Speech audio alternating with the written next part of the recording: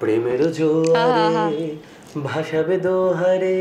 সেই সময় চাকরি করে একটা বেশ ভালো হ্যান্ডসাম আর কি অ্যামাউন্ট পাওয়া প্রত্যেক মাসে, সেখানে গিয়ে পারফর্ম করা, and that was my turning point. এত যে ট্যালেন্ট, তাতে প্রেম জুটছে না কেন? ওই জন্যই জুটছে না মনে হচ্ছে। এত ট্যালেন্টেড ওরে কেউ মানে মেলাতে পারছে না কি? আমাদের জগৎটা বাইরে থেকে দেখলে মনে হয় ইজ ভেরি কালারফুল। আমি একটি স্কুলে পড়াই, গান শেখাই, আঁকা শেখাই। 1-2 বাচ্চা পেরা করেছিল তো, মানে 11-12টা চেপে যাচ্ছে। যত বলি নাই রাতি মলিন হয়েছে বাতি।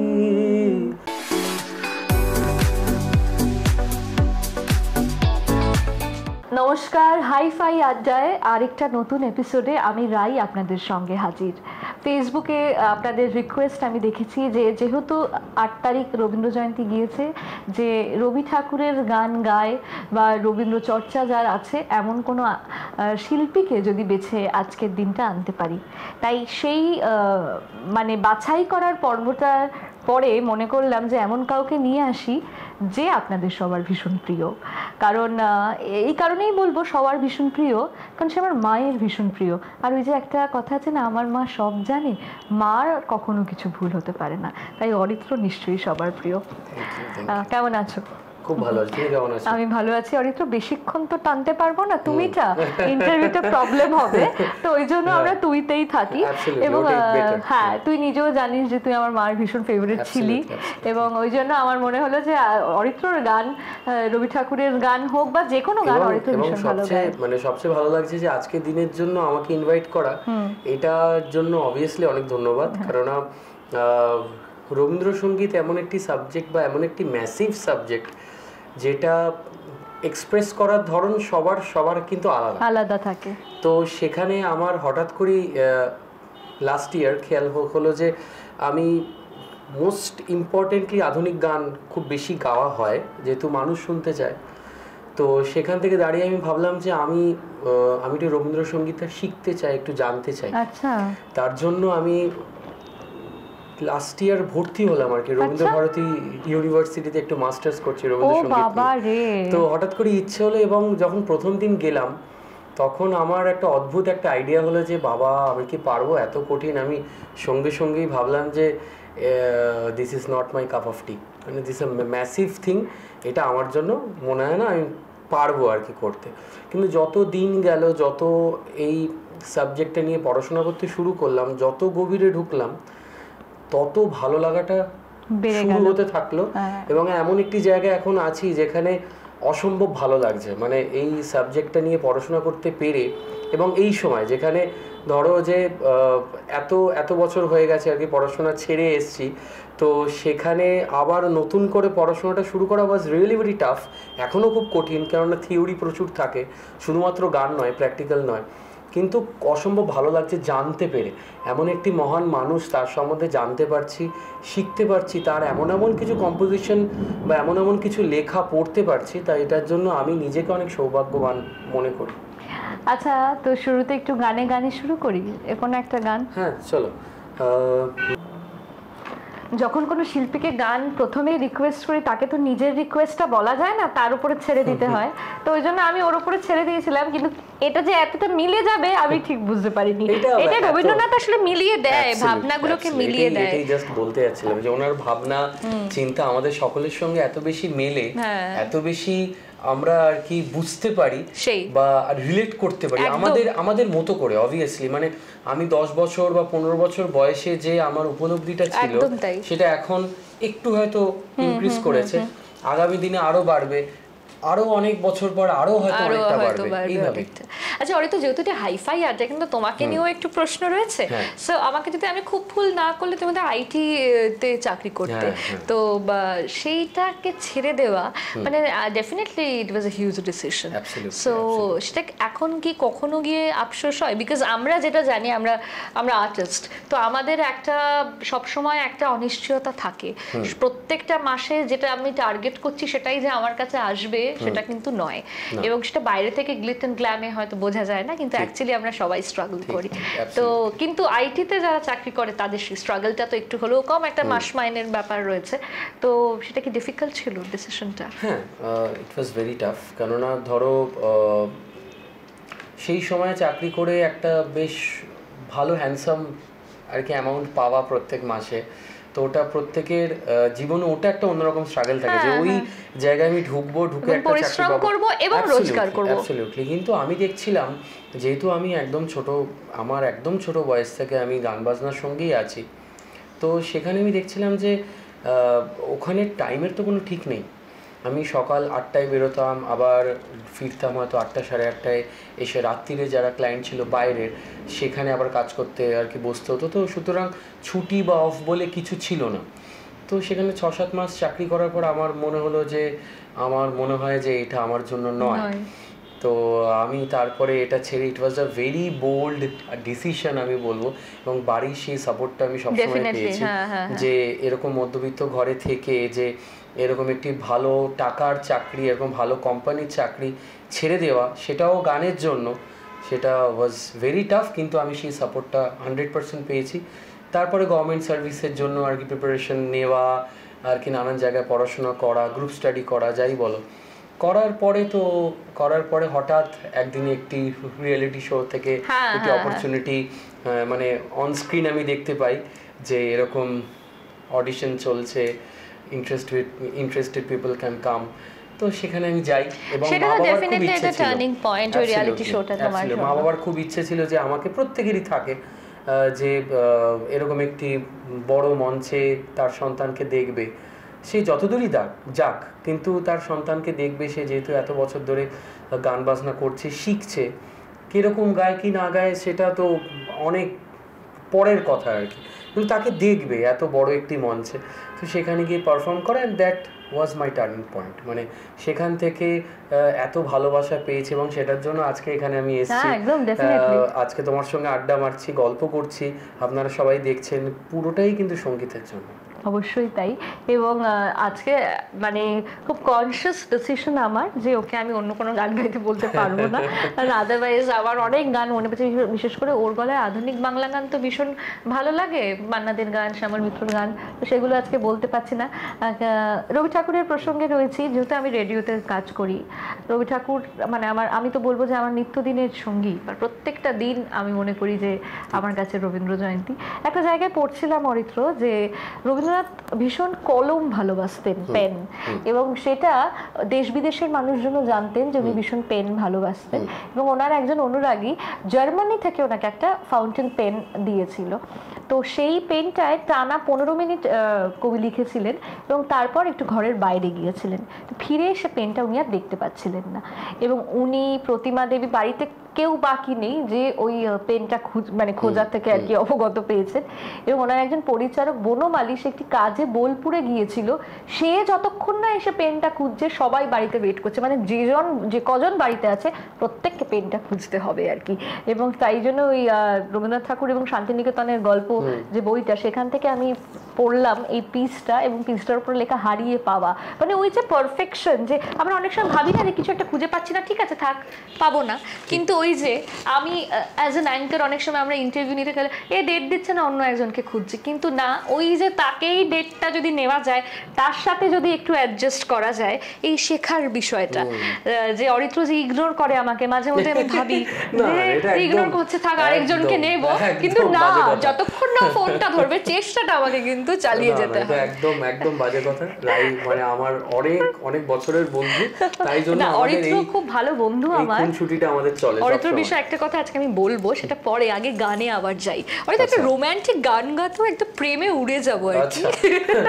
প্রেম আছে এরকম দেখে একটা গান গাই, প্রেম আছে গানের একদম শুরুতে,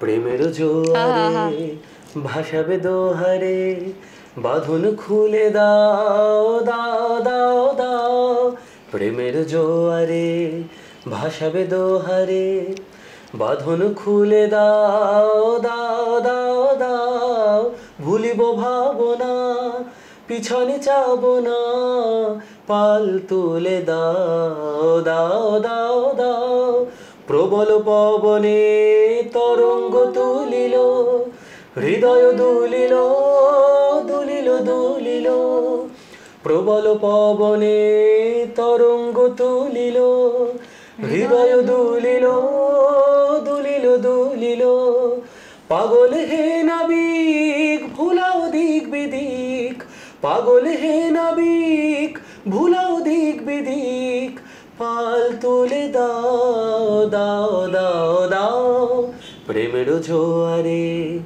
ভাসাবে দোহারে, বাঁধন খুলে দাও দাও দাও দাও, ভুলিব ভাবনা পিছনে যাব না, পাল তুলে দাও দাও দাও দাও, প্রেমের জোয়ারে ভাসাবে দোহারে, বাঁধন খুলে দাও দাও দাও দাও। প্রেম আছে কি জীবনে? ঢপ দিস না না নেই, সত্যি ফ্যান্সরা দেখছে তাদের প্রশ্ন উত্তর দে। সত্যি সত্যি নেই। তো এত যে ভালো গান গাওয়াস, এত মানে এত যে ট্যালেন্ট, তাতে প্রেম জুটছে না কেন? ওই জন্যই জুটছে না মনে হচ্ছে। মানে এত ট্যালেন্টেড ওরকম মানে মেলাতে পারছে না কেউ? না না না ওরকম না। অ্যাকচুয়ালি আমাদের জগতে কি হয় তুইও ভালো করে জানিস যে আমাদের জগৎটা বাইরে থেকে দেখলে মনে হয় ইজ ভেরি কালারফুল, কিন্তু অ্যাকচুয়ালি ভেতর থেকে আমি জানি যে ভেতর থেকে আমরা রিয়েলাইজ করতে পারি যে এটা খুবই সাধারণ, আমরা সাধারণভাবে থাকি এবং সেই মোমেন্টটার জন্য আমরা কিন্তু শুধুমাত্র কালারফুল হই, সেটা হওয়া উচিত। কিন্তু এটাই সবাই ওটাই শুধু ভাবে যে এর লাইফটাই colourful, everything is very much colourful, সেটা কিন্তু নয়। তো সেটা ভেবে অনেকে ভুল করে, ওই জন্য হয়তো একবার দুবার হয়েও ব্যাপারটা হয়নি আর কি। আচ্ছা, মানে প্রেম এসেছিল কিন্তু এই ক্ষণিকের জন্য আর কি, এরকম একটা ব্যাপার। আচ্ছা অরিত্র, এই যে এখন যে একটা শুনলাম যে রবীন্দ্র চর্চা চলছে আর কি, রবীন্দ্র ভারতী থেকে মাস্টার করছি এখন, মানে বাই প্রফেশন তো আমি যতটুকু জানি অরিত্র তো পড়ায় বোধহয় কোনো মানে স্কুলে। হ্যাঁ, আমি জাস্ট এটা বলতে যাচ্ছিলাম যে আমি একটি স্কুলে পড়াই, গান শেখাই, আঁকা শেখাই, মাঝে মাঝে অঙ্ক করাই। হ্যাঁ, তো হ্যাঁ আমার এই গল্পটা একটু বল না, তো যে স্টুডেন্ট তোর প্রেমে পড়ে গেছিল একবার। ওরে বাবা, সাংঘাতিক ব্যাপার। মানে আমার একদম ক্লাস 1-2 আমি ক্লাস 1-2 বাচ্চা প্রেমে পড়েছিল তো? হ্যাঁ হ্যাঁ, শোন না এবার, না আমি পুরোটাই বলছি, ক্লাস 1 মানে 11-12টা চেপে যাচ্ছে, ক্লাস 1-2টা বলছি, ওটা সেফ বলাটা, ওই জন্য ক্লাস 1-এ আমি গেছি এবং আমার যখন ক্লাস থাকে না তখন এমনি আমি যাই প্রত্যেকটা ক্লাসে, এবং বাচ্চারা আমাকে অসম্ভব ভালোবাসে, সবসময় ওরা দেখলে আমাকে এক্সাইটেড হয়, স্যার স্যার স্যার, মানে ইচ এন্ড এভরিথিং, আমি কি শার্ট পরলাম, আমি চুল কাটলাম, আমি কি করলাম, স্যার আপনাকে দারুণ লাগছে, স্যার তোমাকে দারুণ লাগছে, যা খুশি। মানে একটা মেয়ে দেখে, একটা বাচ্চা মেয়ে প্রচন্ড সুইট, একটা মেয়ে এসে বলে স্যার এটা আপনার জন্য, বলে একটা এরকম একটা ছোট্ট কাগজ, এইটুকুন মানে ওরই মতো সাইজ, ওর এইটুকুন সাইজ, ওরও এরকম এইটুকুন সাইজ পেপারটা, তো এরকে দিয়ে আমি দেখলাম ওখানে লেখা আছে আই লাভ ইউ। আলম যে এটা কি, বলছে এটা তোমার জন্য। এটা কি লেখা, এবং লাভ ইউটা লেখা নেই, মানে আই এরকম সিম্বল দেওয়া, তারপরে ইউ, যেমন তুই তেমন তো স্টুডেন্ট। এবার আমি বললাম যে এটা কি তোমার লেখা নাকি তোমাকে কেউ দিয়েছে? বলছে না, আমি এখন লিখলাম। বললাম আচ্ছা ঠিক আছে, তুমি যাও। কিছু মানে গাল টিপে দিলি নাকি? গাল টিপে এলাম না, ঠিক আছে ব্যাপারটা, আমি তো ভাবলাম, হাসলাম বেরিয়ে। তো এবং আরেকটি ইনসিডেন্ট হয়েছিল, মনে হয় মেয়েটি ক্লাস 9-10ই পড়ে, হোপফুলি, আমি ঠিক জানি না। সে আমাকে বলছে আস্তে আস্তে গ্র্যাজুয়ালি এগোচ্ছে অরিত্র। সে আমি এক্স্যাক্টলি তার ক্লাসটা জানি না, কিন্তু আমার দেখে মনে হলো 9-10 হবে। তো আমাকে সে বলছে যে স্যার ভালো আছেন, মানে একদম অ্যাজ আ ফ্রেন্ড আমাকে বলছে। বললাম হ্যাঁ ভালো আছে, মানে ওর সঙ্গে আমি কথা বলতে একটু ভয় পাচ্ছি, ও যেভাবে আমাকে স্যার ভালো আছেন বললে, স্যার ভালো আছেন, বলছে স্যার আপনার কিন্তু ফ্রেন্ড রিকোয়েস্ট পাঠিয়েছিলাম, আপনি কিন্তু অ্যাকসেপ্ট করেনি। বললাম যে আমি তো জানি না তোমার নাম, তো এরকম অনেক ফ্রেন্ড রিকোয়েস্ট আসে কিন্তু আমার অ্যাকসেপ্ট করা হয়নি, যাই হোক। বলছে না আমি কিন্তু জানি আপনার ফোন নাম্বার, আপনি কোথায় থাকেন, হ্যাঁ আমি কিন্তু যে কোনো মুহূর্তে আপনার বাড়ি আসতে পারি। বললাম যে হ্যাঁ মানে ঠিক আছে, মানে আমি এবার ভয় পাচ্ছি। আমি বললাম যে না মানে তুমি এসে করবেটা কি, মানে না আমি আসবো, আপনার কাছে আসবো, একটু গল্প করবো আপনার সাথে। বললাম যে ঠিক আছে, আমার না বাড়ির অ্যাড্রেসটা চেঞ্জ হয়ে গেছে, ওটা আর নেই। কোথায়? বললাম সেটা আমিও ঠিক জানি না, আন্ডার প্রসেস আছে। তো আমি বলে আর কেটে পড়লাম ওখান থেকে। তারপরে এসে আমি আমার যারা কলিগস আছে তাদের সঙ্গে শেয়ার করছি, তারাও হাসছে। এবার আমি তো রীতিমতো মানে কয়েকদিন আগে তার সঙ্গে আমার দেখা হয়েছিল, আমি তো দেখি না, সে এখন 11-12 তো হবেই, হ্যালো হ্যালো বলে আমি পাশ দিয়ে চলে গেলাম। জানি আবার কিছু যদি সত্যি বাড়ি চলে আসে না দেখে কিন্তু দেবে, কেলোর কিন্তু হয়ে যাবে। না আমরা গানে গানে থাকবো আজকে আড্ডাটার মধ্যে। রবি ঠাকুরের গানটা মানে আমাদের মেইন টার্গেট। সো অরিত্র, মানে আমি জানি না এই গানটা রিকোয়েস্ট করছি, তোমার আমার বিরহের অন্তরালে গানটা কি জানা আছে? আপাতত নেই জানা, মানে জানছি সবে, মানে for the last 6 months I have start this journey. তো অসম্ভব ভালো লাগছে, মানে আমি এমন কিছু গানের সঙ্গে আমার আলাপ হয়েছে, সেই গানগুলো এমন একটা কোনো গান যদি আমরা একটু শুনি, একটু অফবিট গান যেটা খুব প্রচলিত নয়। আচ্ছা চলো, একটি গান, আমার খুব ছোট গান, কিন্তু আমি দেখলাম তার ছোট গানগুলো সব থেকে বেশি কঠিন। তো সেরকম একটি গান গাই। হে নিখিল ভারধারণ বিশ্ববিধাতা,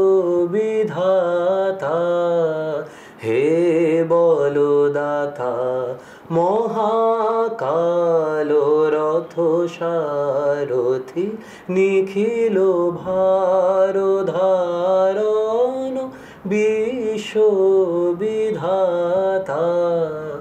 তব নাম জপমালা গাথের বিশ্বসিতারা, তব নাম জপমালা গাথের বিশ্বসিতারা, অনন্ত দেশ কাল জপে দিবারাতি, নিখিল ভারধারণ বিশ্ববিধাতা, হে বলদাতা মহাকাল রথ সারথি, নিখিল ভারধারণ বিশ্ববিধাতা। এই গানটা আমি প্রথমবার শুনলাম, মা হয়তো জানতেন যেহেতু মা রবীন্দ্র চর্চা করতেন, আমি প্রথমবার শুনলাম, ভীষণ ভালো লাগলো গানটা। তো এখন যখন স্টেজ শোজ এত বেড়ে গেছে, সোশ্যাল মিডিয়া এত বেড়ে গেছে, সোশ্যাল মিডিয়ার জগতে কি একটু কনসিয়াস থাকতে হয় এখন স্টেজ শোজে বা কোনো অনুষ্ঠানে? এটা আমার একটা আর্টিস্ট হিসেবে প্রশ্ন। থাকতে হয়, মানে দেখো আমরা সবাই, মানে আমি চেষ্টা করি সবসময় যে এমন কিছু কাজ আমি করব না সেটা নিয়ে স্টোরি বা এরকম কিছু হবে, তো সেটা একটু কনসিয়াস থাকতে হয়, মানে সাধারণভাবে থাকলেই হয় আমার মনে হয়। এবং দেখো যারা গল্প বানাবে তারা অনেক কিছুতেই গল্প বানাবে, তো সেখানে আমার মনে হয় যে খুব বেশি আর্টিফিশিয়াল না হয়ে যদি আর রিয়েলিস্টিকটাই থাকা যায় তাহলে খুব ভালো। আমি যেমন অসম্ভব মজা করতে ভালোবাসি, এবার আমি যদি হঠাৎ করে একটা পাবলিক অ্যাপিয়ারেন্স গিয়ে আমার চেনা জানা বন্ধুবান্ধবদের মধ্যে থেকে আমি যদি খুব গম্ভীর হয়ে থাকি, তাহলে it will not look so good. বা আমি যদি এখানে এসে তোমার সঙ্গে খুব ফর্মালভাবে আর কি মানে তোমার সঙ্গে কথা বলি, বা অফ স্ক্রিন বা অন স্ক্রিনও বলো, তাহলে তোমারও মনে হবে যে কি কিছু প্রবলেম হয়েছে। তো সেটা আমি কখনো চাই না। আমার মনে হয় আমি এমন কিছু বলি না বা এমন কিছু করি না যেটা নিয়ে হয়তো মানুষের খারাপ লাগবে। কিন্তু যাই হোক, আমি অসম্ভব মজা করি, ঠাট্টা করি, ইয়ার্কি করি, তুমি জানো, এবং সেটা আমার মনে থাকা উচিত, ভালো লাগে, সেটা মাইন্ড ফ্রেশ থাকে। একদম একদম, একটু ভীষণ লাভিং এবং ভীষণ মজা করে ও। আড্ডাটা একদম শেষের দিকে চলে এসছে এবং আড্ডাটা তো ডেফিনেটলি গানে গানে শেষ হবে। তার আগে জিজ্ঞেস করবো কেমন লাগলো আজকে এসে হাইফাই আড্ডায়? খুব ভালো। এরকম আমি তোর বন্ধু বলে তুই এই যে ফর্মালি খুব ভালো, খুব ভালো, পরে বলবি যে কি রে। না না, আমার অসম্ভব ভালো লাগলো। এটার জন্য নয় যে আমার সবচেয়ে বেশি ভালো লাগে যে রাই কোনো বিশেষ অনুষ্ঠান বা বিশেষ কোনো কাজে ও আমাকে সবসময় খেয়াল রাখে। এটার জন্য রাইকে আমি অনেক ধন্যবাদ আর কি জানাবো, যে ওর প্রথম আর কি 2-3 জনের মধ্যে আমি থাকি। এই যে তোর প্রতি আমার যে একটা শ্রদ্ধা, ভালোবাসা, শ্রদ্ধা, একদমই তাই। তো না, সেটা অবভিয়াসলি ভালো লাগছে। এবং আজকে এরকম একটি অ্যাম্বিয়েন্স বাইরে, মানে আজকে আমরা যেদিনকে আমরা শুট করছি, তো বাইরে এরকম একটি অ্যাম্বিয়েন্স, তাতেও যে এসছে, ও যে বৃষ্টি মাথায় নিয়ে এসছে, এটা তো বড় কথা। এটা অবভিয়াসলি অসম্ভব ভালো লাগে এরকম একটি আড্ডা। আমরা তো আড্ডা মারার মানে সময় সময়টা একদম পাই না। এটা হয়তো খুব অফিশিয়াল আড্ডা হচ্ছে, কিন্তু এটাও তো এক ধরনের আড্ডা, এবং চেষ্টা করি আনঅফিশিয়াল রাখার সেটাকে, অ্যাবসলিউটলি সেটা চেষ্টা করি। সেটার মধ্যে একটা অন্যরকম আমেজ এবং রসদ থাকে, যেটা নিয়ে আগামী দিনগুলো খুব ভালোভাবে থাকা যায়। একটু গানে গানে শেষ করি। ঠিক আছে, গানে গানে কি গাইবো সেটাই ভাবছি। আমার জীবনে অ্যাকচুয়ালি সবসময় আর কি বসন্ত থাকে, তো আমি সবসময় চাই যে বসন্তের গান গাইতে একটু। বাইরে এখন বৃষ্টি, ওর এখন বসন্তর গান মনে পড়ছে, তারাই বুঝুন, ও প্রেম করে না। এরকম একটি বিচ্ছিরি ব্যাপার। আচ্ছা ঠিক আছে,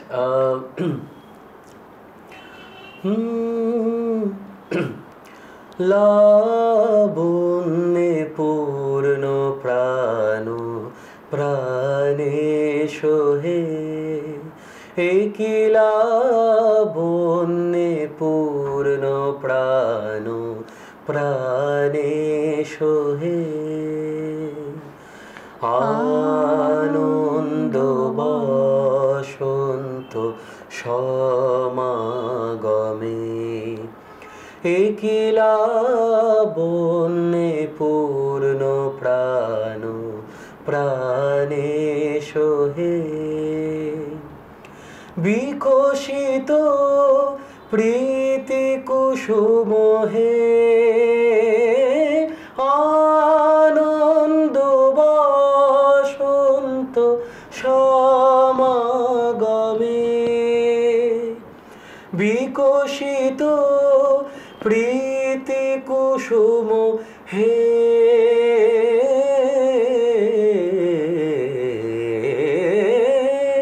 বিকশিত প্রীতি কুসুম পুলকিত চিত কাননে, একি লাবণ্যে পূর্ণ প্রাণ প্রাণেশ হে, একি লাবণ্যে পূর্ণ প্রাণ প্রাণেশ হে। অসাধারণ এই গানটা প্রাণে থাকুক। সকলে ভালো থাকবেন, সুস্থ থাকবেন। হাইফাই আড্ডা দেখতে থাকুন।